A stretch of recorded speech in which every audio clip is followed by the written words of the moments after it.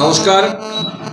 আপনারা সকলে জানেন যে গতকাল মাননীয় প্রধানমন্ত্রী শ্রী নরেন্দ্র মোদীর নেতৃত্বে কেন্দ্রীয় মন্ত্রিসভা বাংলা ভাষাকে ক্লাসিক্যাল ভাষা অর্থাৎ বাংলা যাকে ধ্রুপদী ভাষা বলে সেই ধ্রুপদী ভাষা হিসেবে স্বীকৃতি দিয়েছে। এই জন্য মাননীয় প্রধানমন্ত্রী এবং তার সব মন্ত্রিসভার সকল সদস্যকে আমরা অত্যন্ত সাধুবাদ জানাই এবং ভারতীয় জনতা পার্টি বাঙালির প্রত্যেকটি মানুষ, বাংলা সমাজের প্রত্যেকটি মানুষ গোটা পৃথিবী জুড়ে এই ঘটনাকে উদযাপন করছে এবং দুর্গাপুজোর আগে, মায়ের বন্দনা শুরু হওয়ার আগে এই ধরনের একটি উপহার বাঙালির জন্য, আপামার জনসাধারণের জন্য পশ্চিমবঙ্গের অত্যন্ত পুজোর খুশির এবং পুজোর উপহার হিসেবে আমরা গণ্য করছি। যথারীতি আমাদের মুখ্যমন্ত্রী এই ঘটনার ক্রেডিট নেওয়ার চেষ্টা করছেন এবং তিনি বলছেন উনিই নাকি করেছেন। তাহলে কয়েকটি সত্য আপনাদের সামনে আমি রাখতে চাই এবং তার উত্তর তৃণমূল কংগ্রেস এবং মুখ্যমন্ত্রীর তরফ থেকে আমরা আশা করি। 2004 সালে প্রথম এই ধ্রুপদী ভাষা দেয়া শুরু হয়। কেন্দ্র সরকার 2004 সালে নিশ্চয়ই মনে আছে, মমতা বন্দ্যোপাধ্যায়েরও নিশ্চয়ই মনে আছে, সেই সময় ইউপিএ সরকার ছিল। তো স্বাভাবিকভাবে সেই ইউপিএ সরকার, যার সদস্য 2004 থেকে 2014 মমতা বন্দ্যোপাধ্যায় নিজে ছিলেন এবং 11 সালে তিনি মুখ্যমন্ত্রী হয়ে চলে আসেন, সে 2004 সালে তামিলকে প্রথম ক্লাসিক্যাল ভাষা হিসেবে কেন্দ্রীয় সরকার অর্থাৎ ইউপিএ সরকার, যে সরকারের সদস্য মমতা বন্দ্যোপাধ্যায় নিজে ছিলেন, তামিলকে ক্লাসিক্যাল ল্যাঙ্গুয়েজ বা ধ্রুপদী ভাষার মর্যাদা দেওয়া হয়। আমাদের প্রশ্ন, 4 সালে মাননীয় মুখ্যমন্ত্রী বাংলার জন্য সরকারের থেকে কি দাবি জানিয়েছিলেন? জানিয়ে থাকলে তার লেটার কোথায়? তার চিঠি কিছু দিয়েছিলেন মন্ত্রী হিসাবে, কেন্দ্রীয় মন্ত্রী হিসাবে? 2005 সালে সংস্কৃত, 2008 সালে তেলুগু এবং কন্নড় ভাষা কেন্দ্রীয় সরকারের দ্বারা নোটিফিকেশন বের করে তাকে ক্লাসিক্যাল ভাষার, এই ভাষাগুলোকে ক্লাসিক্যাল ভাষার মর্যাদা দেওয়া হয়। যে সময়গুলো বলছি ভালো করে লক্ষ্য করবেন, 2008 সালে, 2005 সালে সংস্কৃত, তখন কেন্দ্র সরকারের সদস্য, ইউপিএ সরকারের মন্ত্রী, তার নাম মমতা বন্দ্যোপাধ্যায়, রেলমন্ত্রী সম্ভবত তখন তিনি, আমি যদি খুব ভুল না করে থাকি। 2013 সালে যখন মুখ্যমন্ত্রী মমতা বন্দ্যোপাধ্যায় মুখ্যমন্ত্রী হয়ে গেছেন, কিন্তু কেন্দ্রীয় মন্ত্রিসভায় তার প্রতিনিধিত্ব আছে, ইউপিএতে উনি আছেন।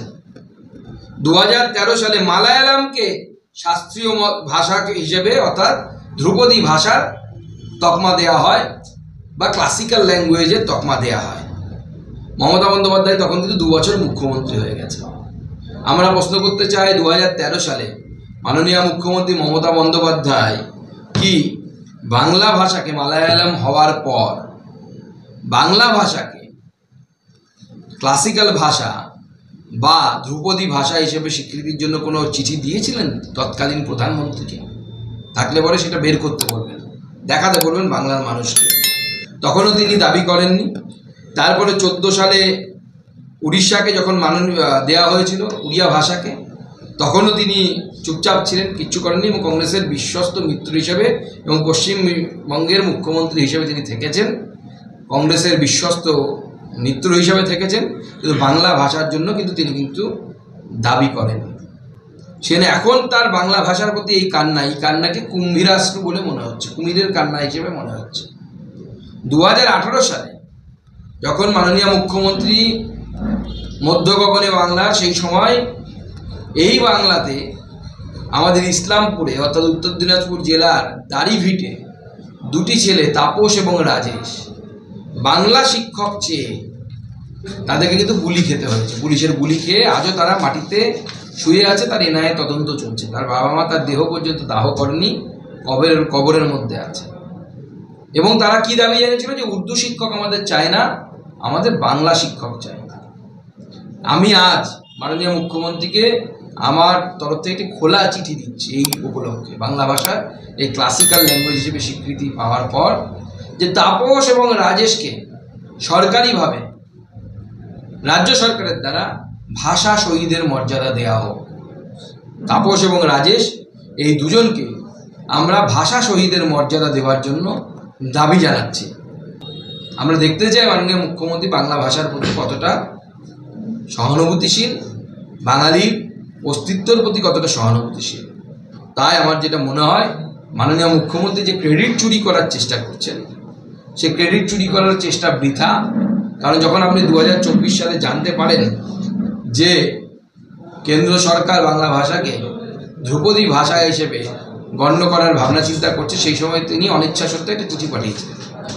কিন্তু আমরা প্রশ্ন করছি যে 24 সালের চিঠি তো আপনি দেখাবেন, ভালো কথা, কিন্তু যখন আপনি নিজে সরকারের অংশ ছিলেন, ইউপিএ সময়, সেই সময়ের চিঠি, সেই সময়ের যে লেটার, বাংলা ভাষা নিয়ে তাকে ধ্রুপদী ভাষা করার জন্য যে চিঠি, সেই চিঠি আপনি দেখাবেন এবং বাংলা ভাষাকে ধ্রুপদী ভাষা হিসেবে গণ্য করার জন্য আপনি কেন্দ্র সরকার, তৎকালীন কেন্দ্র সরকার ইউপিএ সরকারের কাছে কতবার দাবি জানিয়েছিলেন, এটা বাঙালি এবং বাংলার মানুষ জানতে চায় বা দেখতে চায়।